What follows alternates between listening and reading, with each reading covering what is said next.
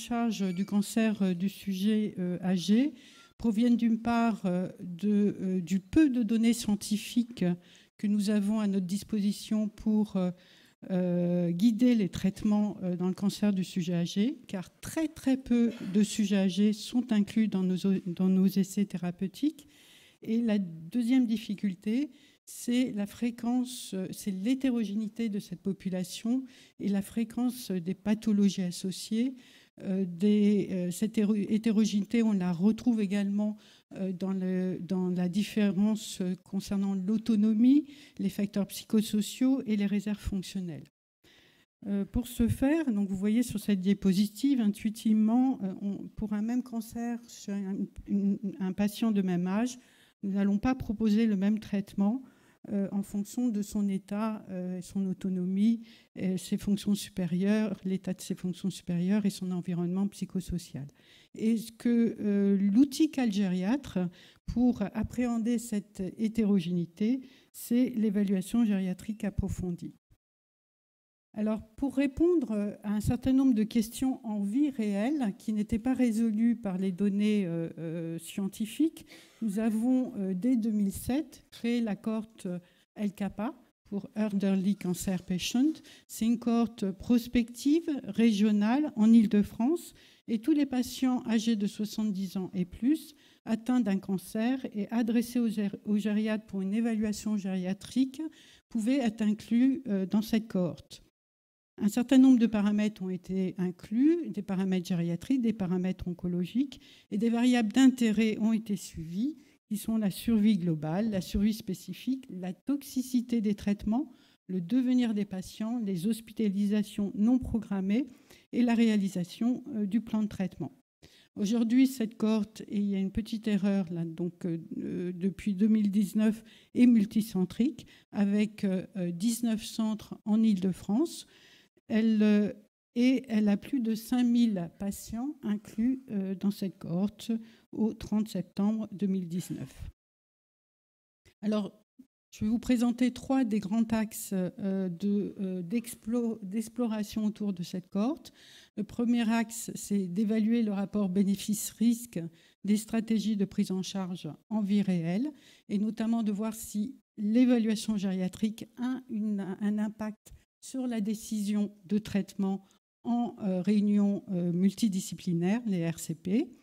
Le deuxième axe, c'est de repérer et caractériser les personnes vulnérables et donc de développer des outils de screening de la fragilité.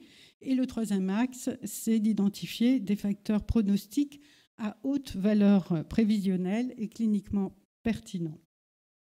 Donc, depuis la création de cette cohorte, nous avons publié 16 études dans des revues internationales de haut niveau. Ce travail a permis 3 thèses de sciences et 4 masters 2. Alors, je vais vous donner quelques exemples de publications selon les axes Concernant l'évaluation du rapport bénéfice-risque des stratégies de prise en charge en vie réelle, la première étude que nous avons publiée a été publiée dans JCO, qui est un des meilleurs journaux en oncologie, avec un impact factor à 25.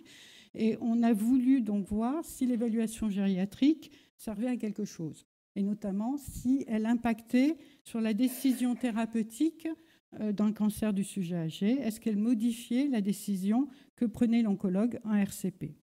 La réponse est oui, puisque le plan de traitement a été modifié pour 21% des patients, et le plus souvent vers une diminution de l'intensité du traitement. Les 2 facteurs associés à cette modification de plan de traitement étaient la perte fonctionnelle et la malnutrition. Une autre étude, la suivante, a été de se questionner, voilà, donc l'oncologue et gériatre sont d'accord sur un type de traitement décidé en RCP. Est-ce que finalement ce traitement a été réalisé? Est-ce que ce traitement est effectué? Donc nous avons encore questionné notre cohorte, donc de 2007 à 2010, et regardé si le traitement avait été appliqué. La première découverte, c'est que la faisabilité du traitement était indépendante de l'âge chronologique. Donc ça, c'est une donnée essentielle. Ce n'est pas sur l'âge, simplement que l'on peut décider ou non de la toxicité d'un traitement et de la possibilité d'un traitement. La deuxième donnée, c'est que cette faisabilité variait en fonction du statut métastatique, et cela était attendu. En effet, dans une situation non métastatique, l'oncologue pousse davantage à la poursuite du traitement, et c'est ce que nous avons retrouvé. Concernant les modalités de traitement, on s'est rendu compte que finalement la chirurgie et la radiothérapie, quand elle était décidée, ne posaient pas trop de problèmes et qu'elle était réalisée que le patient soit métastatique ou non. En revanche, vous voyez que la chimiothérapie, même quand les patients ne sont pas métastatiques, dans 30% des cas, elle ne peut pas être réalisée.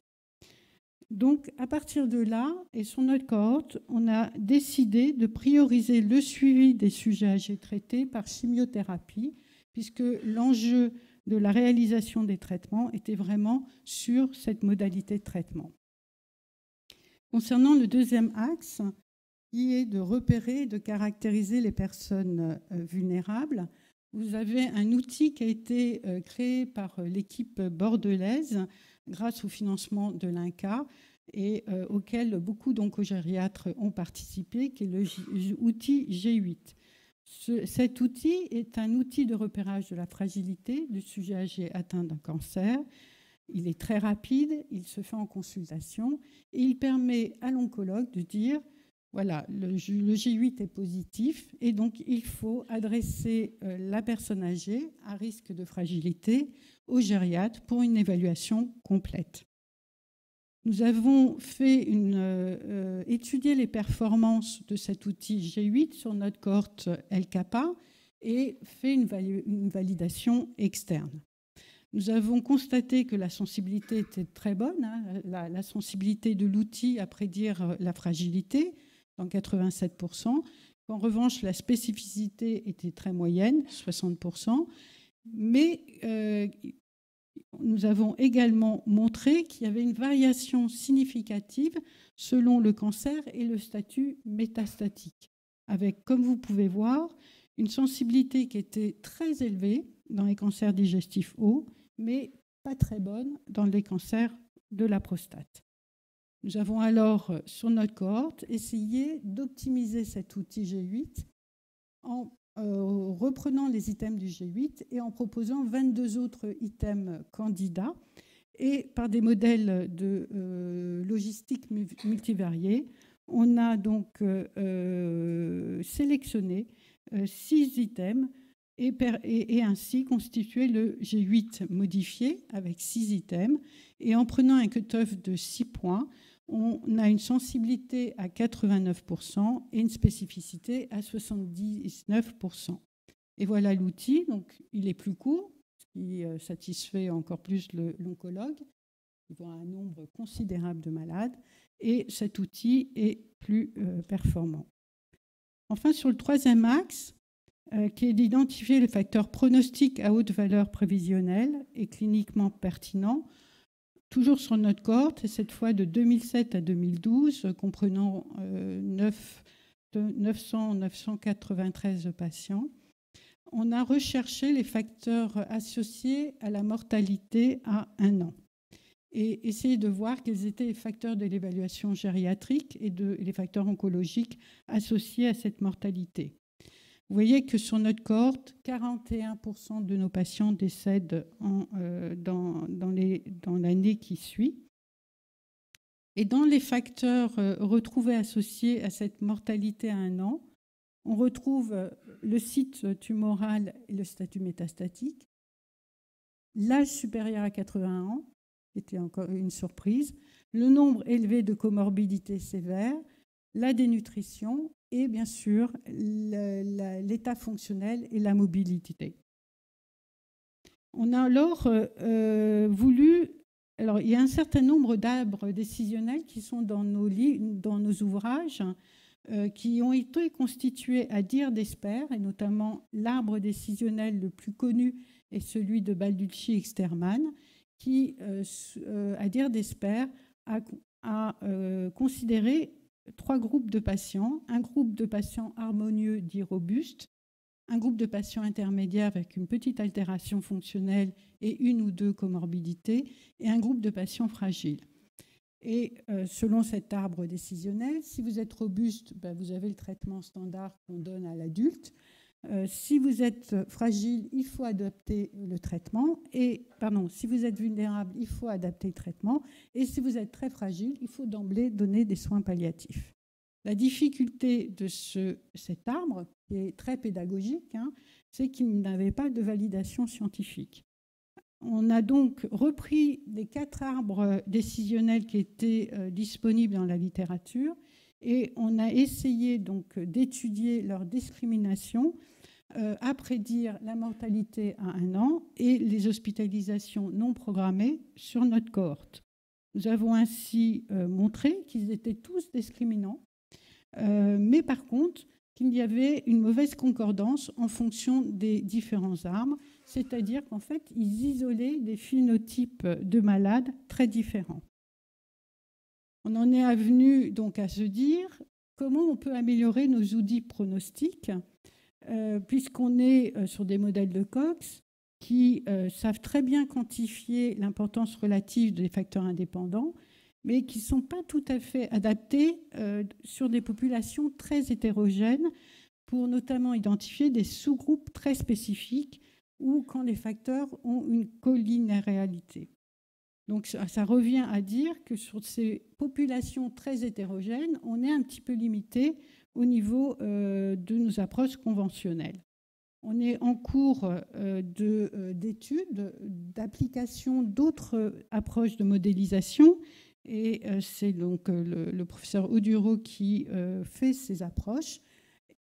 Et il utilise donc des arbres décisionnels et des méthodes d'ensemble d'arbres décisionnels qui sont des forêts aléatoires. Ceci afin de construire des modèles prédictifs en cas de relations complexes entre facteurs potentiellement corrélés. Et c'est le cas de notre population âgée. Donc en conclusion, j'espère que je vous ai convaincu que l'évaluation gériatrique approfondie contribue à l'appréciation du pronostic des sujets âgés atteints de cancer, qu'ils permettent de mieux cibler les patients vulnérables, de mieux définir de nouvelles stratégies de prise en charge et que le machine learning va nous permettre de définir, de multiplier des associations pertinentes entre facteurs gériatriques et oncologiques afin d'optimiser la prise en charge du sujet âgé. Je finirai par remercier toute l'équipe de recherche et notamment sa directrice, Sylvie Bastugi-Guérin, avec qui j'ai un grand bonheur de travailler quotidiennement. La seule déception, c'est qu'ils sont restés à Créteil. Je remercie tous les centres investigateurs sans quoi cette cohorte LCAPA n'existerait pas, et tous les financeurs, et notamment le Gérondif, la Cancéropole, l'Institut national du cancer et la plateforme PACAN. Je vous remercie.